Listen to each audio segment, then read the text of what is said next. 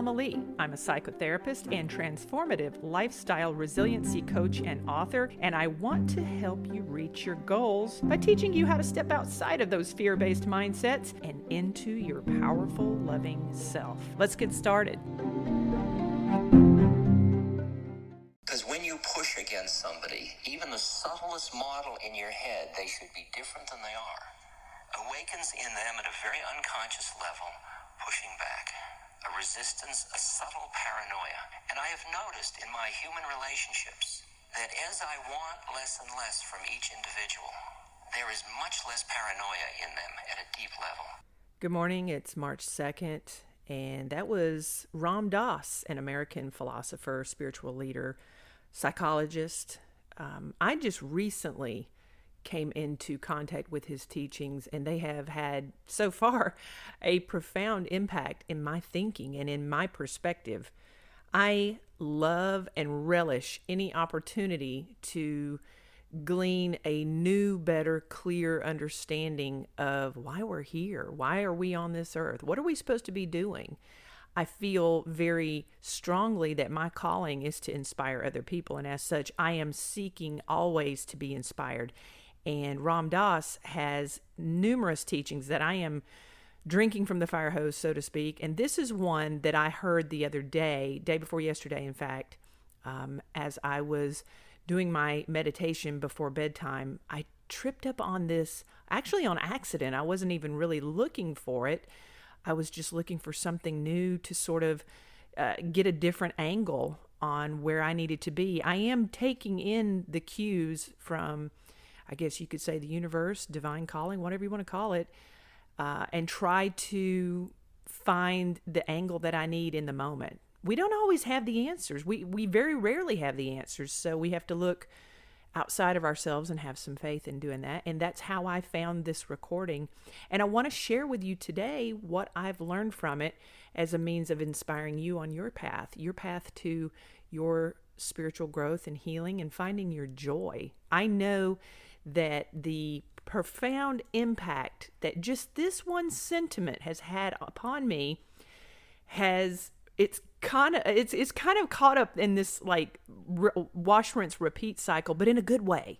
Like I've ruminated over this for the last day and a half in a good way. It's felt very positive. I have felt healthier as a result of having had this lesson. So what's the lesson? Well, basically what he's saying in that recording is allow things, people, and situation to be what they are, which ironically, I posted that on my Facebook several days ago before I ever even heard this recording. So I had an intuitive knowing that you shouldn't really try to change things outside of yourself, because that's where we get our struggle from. That's where we glean that suffering, is that when we focus our attention, our energy outside of ourselves, when we want other people to do, say, think, and feel in alignment with what our desires are, we are throwing away our energy. We're throwing away our happiness, our potential for joy, by trying to manipulate those experiences, situations, people, relationships outside of ourselves. Ram Dass says that when you push against someone and you sort of give them this inkling that you think that they should be something different than who they are, or someone different than who they are, then they will become paranoid in the relationship. They will, at a subconscious level, start to feel insecure in the connection with you. And I've often said that, we have to have safety in relationships, and that's all relationships.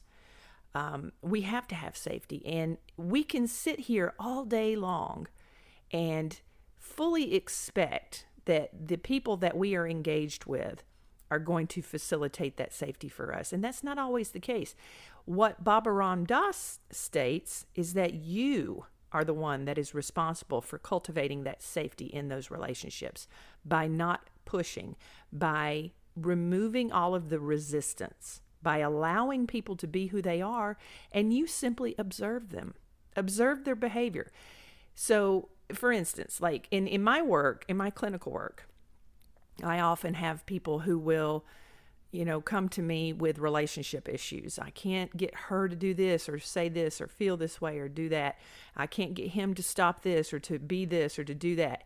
Those are the external expectations that we have placed upon other people, a value set. In other words, we are expecting other people to change their behaviors in order to meter our sense of joy and fulfillment in our lives and our happiness in our lives. And it's not healthy. It's not healthy because you can't control it. You can't control what other people are going to do, say, think, and feel. What you can control is your resistance. You can control your reaction to other people's behavior.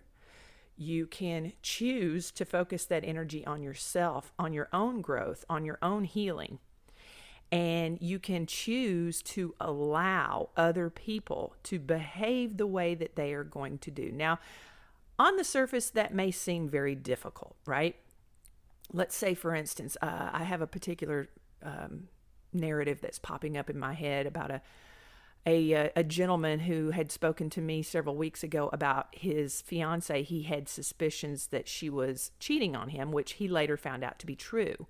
So if anybody's ever been in a relationship where you've been cheated on, it's awful, right? It's a terrible experience to know that your partner, the person that you've invested in, is stepping out on you, is lying to you and betraying you by taking their affections and sharing them with someone else. Now, essentially, this is the lesson here, right? And it sounds crazy on the surface to think, well, you should just let them cheat. But here's the value, okay? Stick with me on this.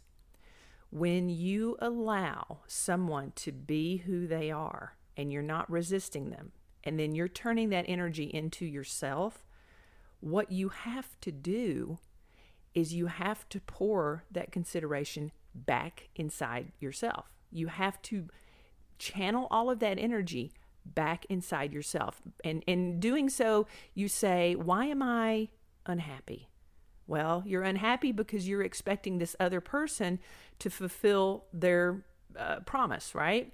So this person's lying, this person's cheating, this person's stepping out. So that makes you feel terrible. Well, why does that make you feel terrible? Why? Why does someone else's behavior have such an impact on your level of happiness? And the truth is because you are allowing the circumstances outside of yourself to be the barometer by which you measure your own joy. When in fact, you have all the control and the power to find joy within yourself by allowing other people to do, say, think, and feel the things that they want to engage in. That has nothing to do with you. It never does. Anytime anyone steps out or does something harmful or hurtful to you, it has nothing to do with you. Even if they say it does. Stick with me. It'll make sense.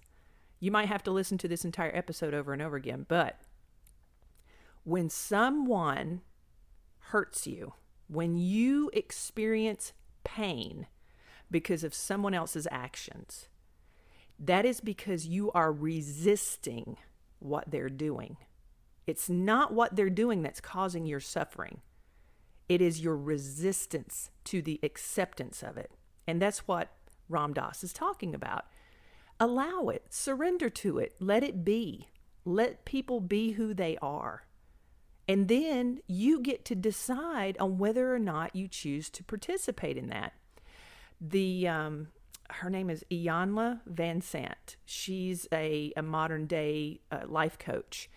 And she says that, you don't get to choose how somebody else loves you. You don't get to meter that. You don't get to impact that. You can't change how someone chooses to love you and how they choose to express that love. The only thing that you can do is to decide whether or not you want to participate. See, the struggle, the pain, the suffering, all of that comes from our resistance. We place entirely too much value in the behaviors of other people as a way to structure our sense of satisfaction in life. The truth is that you shortchange yourself by not pouring into yourself first. And that's not your fault. It's a program. It's a program. You and I both have been subjected to the cultural and societal and familial programs of don't be selfish.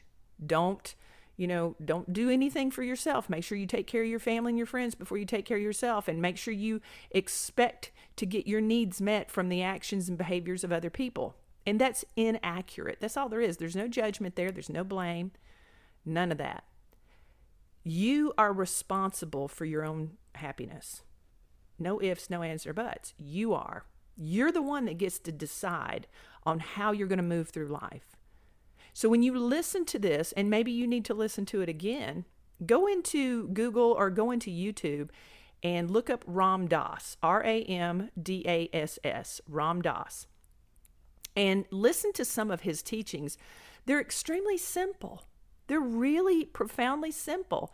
And I would even venture to guess that on an intuitive level, you're going to listen to what he has to say and you're going to agree with it, because our intuition is essentially our higher self.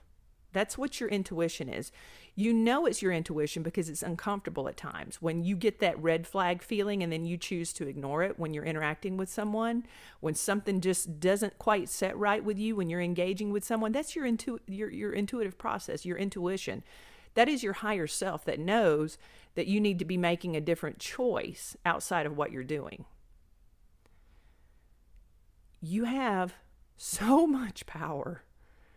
I wish for just a split moment that you could just grasp and comprehend the depth of how much impact you can have in your life and your joy in this path that you're on right now. You get to decide every single day when you open your eyes. When you wake up in the morning, do you smile? And if you don't, why? See, here's the trick, okay? When you wake up in the morning, if you feel awful, if your body hurts, if you've got worries, you've got stress, you've got conditions that you feel are outside of your control, which they aren't, by the way. You just think they are. When you open up your eyes, do you find it difficult to just smile? And if you do, why? Because on a subconscious level, if you can't smile when you first wake up in the morning, you are essentially choosing that subconscious belief system that you deserve to suffer when you do not allow yourself to just smile. And it may feel disingenuous at first, but the more you do it, it gets easier and easier and easier. It's like you got to warm up to it. But when you allow yourself to smile, just to smile, that's it. It's real simple. You don't have to have a reason to smile, just to smile. But when you lean into that, you are on a subconscious level programming yourself to lean into joy as opposed to suffering. That's you pouring back into yourself. That's you putting your energy where you can control it, which is within you, which is in your experience, not the expectations of what other people should do for you. I see it a lot, and I've experienced myself, where when we get into relationships with other people, it gets really, really tricky and it can become very messy. And this is why, on down the line, you have emotional abuse, you have, narcissistic behaviors, you have gaslighting, you have domestic violence situations, because our romantic partnerships, specific to our romantic partnerships, have a tendency to draw out all of those old traumatic wounds from our childhood in a way that other relationships do not. Platonic relationships don't do that. Familial relationships tend to not do that, because usually it's the family that's caused those traumas to begin with, and we've repressed our engagement to a point where we no longer even have the ability to have that kind of intimacy with them. But something about those romantic partnerships, man, that old stuff bubbles up to the surface, and we start to meter how we're feeling based upon our partner's actions. Well, if he loved me, if he really cared about me, he'd do this, or he'd buy me flowers or candies or gifts or jewelry or trips or things like that. He would make those sacrifices to prove to me that he's really choosing me. And I get it, but here's the issue with that. When you allow someone else to have that much power over you, You have essentially given away every bit of control over whether or not you feel peace, whether or not you feel joy. And that was a hard lesson for me to learn. But at the same time, I'm grateful that I went down that path, because if I didn't, I wouldn't have the wherewithal to get behind a microphone and share with you the knowledge, the understanding, and the clarity that I have today through those experiences, because that's my calling. That's what I'm here to do. I'm here to experience those issues, those personal conditions, and then learn from them, and then disentangle what the message is and share that with you, so that it increases the value of your life, so that you can lean into your own growth. So when you stop looking for the validation, the expectation, and the reward, when you stop resisting, that is when you're going to find your joy. That is where you're going to find your peace. Your peace lies within you, right here and right now. No matter where you are listening to this episode, you have the power to be at peace. You have the power to experience joy, without a doubt. Let me ask you a question. Can you think of just some random benign memory from your childhood? Let's just say, not a holiday, not a Christmas morning or being proposed to type memory. I'm just talking about a random occurrence. For me, here's mine.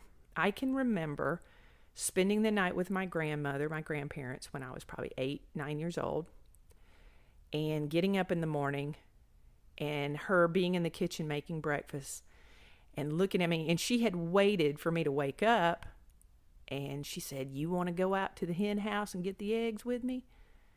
And I was like, yes. I always wanted to go and pick up the eggs, because I was terrified of those chickens. But when I was with my grandmother, they wouldn't mess with me because they were afraid of her. And so we would go out there, and it was like an Easter egg hunt any day of the week. And this was usually in the summertime. This particular memory, I seem to recall it being kind of a foggy. It was early. The sun had just come up. And there was, it was quiet, and you could hear the chickens in the roost just kind of cackling around a little bit in there. And, there's chicken crap everywhere, and feathers and hay. And, we had to sort through the hay to go and find the eggs. And it was just one of the most blissful memories of my life. And so here I am now, 40-something years later, and that's one of my most treasured memories. Among many of them, I have several memories like that with her, and just, wonderful, beautiful experiences that were just mundane, everyday occurrences. So I ask you this, what's your memory like that? Now think about it this way. When you were experiencing that experience that created that memory in your mind and your heart, did you even think that it would be so profound in your headspace and in your heart today? Probably not. I know I didn't. I wasn't thinking, gosh, when I'm, midlife, I'm going to think back on this. It's going to be such a wonderful experience for me. No, it didn't occur to me as a child. I was just spending a wonderful time with my grandmother. I didn't have anything else to really compare it to. But see, that's the beauty. And that is where your power lies, is that right here and now, you can do the same exact thing. That's the whole point. That's the whole message. When you don't have expectations outside of yourself, and then you sit with yourself, and then you pay attention to your gratitude here and now, that is where you're going to cultivate your peace. That is where you're going to cultivate your joy. So I'm sitting here right now talking on my microphone, and if I'm fortunate enough, 40 years from now to still be around, I'm going to remember this. I'm going to plant a seed that 40 years from now, I'm going to think back on that morning in March of the year 2023 of recording this episode, and how vibrant I felt, and how motivated I felt, and how excited I was for the future, and how at peace I was in my heart. And be grateful for that, and be grateful for having cultivated that memory. And I'm not expecting anything outside of myself to change in order to do so, because all of that power lies within me. You see, you create suffering when you look outside of yourself for your happiness. And that's what Baba Ram Dass was saying, is that when you push, When you push against someone else, ever so slightly, you create in them a subtle paranoia.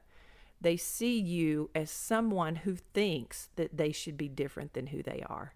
And so that creates that resistance in that relationship. And that's where a lot of problems lie. There's not anything wrong with being in a relationship. In fact, I believe he says that all relationships are a triangle. Instead of two parts, they're three parts. There's three sides to a relationship, a romantic partnership.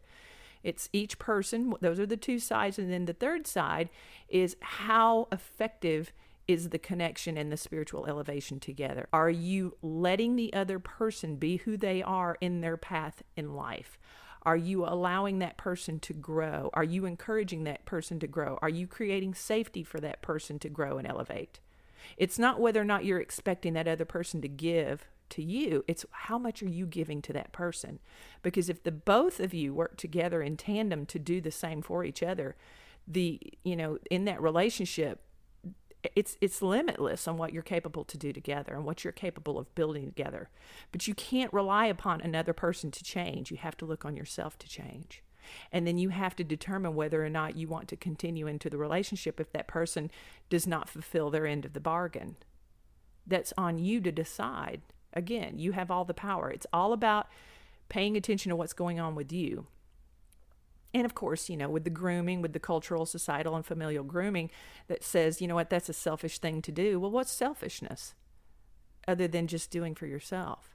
Society has deemed that being selfish is a bad thing. And I have said before, and I want to transition my definition of what selfishness is in the past I said I don't believe in a selfish person. I want to modify that to say, yes, I do believe in a selfish person, but I do not believe that being selfish is a negative thing. In fact, I think it's essential. I think being selfish is not negative. I think being selfish is holding space for your own growth so that when you step out into the world, you are bringing the vibration up in yourself as an encouragement, a point of reference for those around you to do the same within themselves, because they can't affect you and you can't affect them other than how you're acting in your own right. That's why I meant about having to listen to this recording over again. It's a lot. It's a lot, but when you get it, you get it. And you realize that you have all the power. It's just that we've been so damn programmed to expect other people to be the victors in our lives. There's nothing wrong with being loved. There's nothing wrong with other people validating you. There's nothing wrong with attaining a type of expectation or a reward, rather, from those relationships outside of ourselves. In fact, we should have that. We should have the love. We should have the validation. We should have the reassurance from other people. But we can't hold on to that as a measurement of how good we feel already. That's our responsibility. That's my responsibility. That's your responsibility. So if you want to live a purposeful life, the first thing that you have to stop doing is you've got to stop pushing other people to change and take that same level of energy and challenge yourself to make those changes within. All right. From fear to love. This has been an LBM production. Please like, subscribe, and share this show. Thanks for listening.